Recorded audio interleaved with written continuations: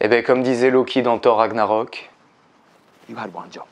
Just the one. dans cette vidéo nous allons parler du film Ant-Man et la guêpe Quantumania, que personne n'appelle jamais comme ça, donc on va juste dire Ant-Man 3. On retrouve donc le personnage de Scott, alias Ant-Man, qui vit sa meilleure vie depuis qu'il a sauvé l'univers. Il est heureux, il signe des autographes, il écrit un livre, il se fait appeler Spider-Man. Une vanne qui a fait rire toute la salle et je sais toujours pas pourquoi. De son côté, Hope, alias la guêpe, aide la veuve et l'orphelin avec les particules de Pym.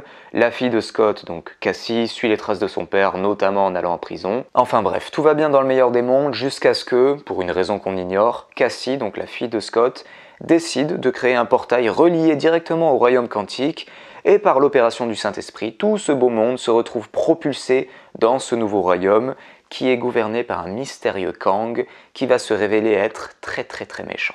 Voilà pour le petit brief de l'histoire. Évidemment ce film est extrêmement attendu par les fans de Marvel, non pas pour retrouver les personnages de Ant-Man et la guêpe parce que tout le monde se fout de ces personnages. Le principal intérêt de ce film et sa seule mission, le fameux One Job, est d'introduire comme il se doit au cinéma le nouveau grand méchant du MCU qui succède à Thanos, Kang le Conquérant.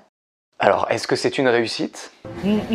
Déjà, ce qu'on peut dire, c'est que le film ne perd pas de temps. L'histoire s'enchaîne rapidement et les personnages principaux sont plutôt agréables à suivre, ce qui fait que perso, je me suis pas ennuyé une seule seconde et que le film est divertissant. C'est quand même le minimum syndical pour un film qui a coûté 130 millions de dollars. On découvre le royaume quantique, qui bien que les effets numériques sont parfois ignobles, on connaît les problèmes de Disney avec leurs équipes d'effets spéciaux, au moins on découvre des nouveaux designs de paysages et d'aliens dans le MCU, bien que cela fasse parfois très kitsch et très Star Wars de Wish. On découvre de nouveaux personnages, dont on se fout mais complètement parce que nous, tout ce qui nous intéresse, c'est Kang.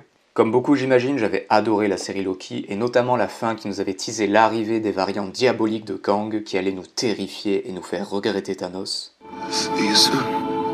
Et finalement, son introduction en début de film est pourtant réussie, on l'introduit progressivement comme une grande menace, on parle de lui à la troisième personne, comme si on ne devait pas prononcer son nom à la Voldemort, mais une fois complètement introduit, on sent que son statut de menace absolue s'étiole petit à petit dans le film, alors que ça devrait être l'inverse, ça devrait monter crescendo pour nous faire craindre le pire dans les prochains films.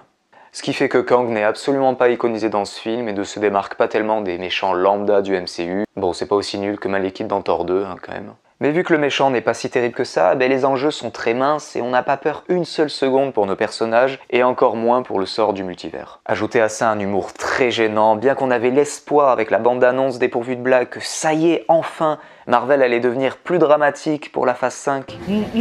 Niveau scène d'action, c'est une bouillie d'effets spéciaux, les chorégraphies sont illisibles, c'est très redondant, parce que oui, au bout de 3 films Ant-Man, on a fait le tour de tous les coups qu'il était possible de faire. Donc si vous n'êtes pas fan de Marvel, je vous déconseille ce film, vous n'allez rien comprendre, vous n'allez pas comprendre les enjeux du méchant, donc franchement, allez voir alibi.com 2 ou allez revoir Avatar, ça sera vraiment mieux pour vous.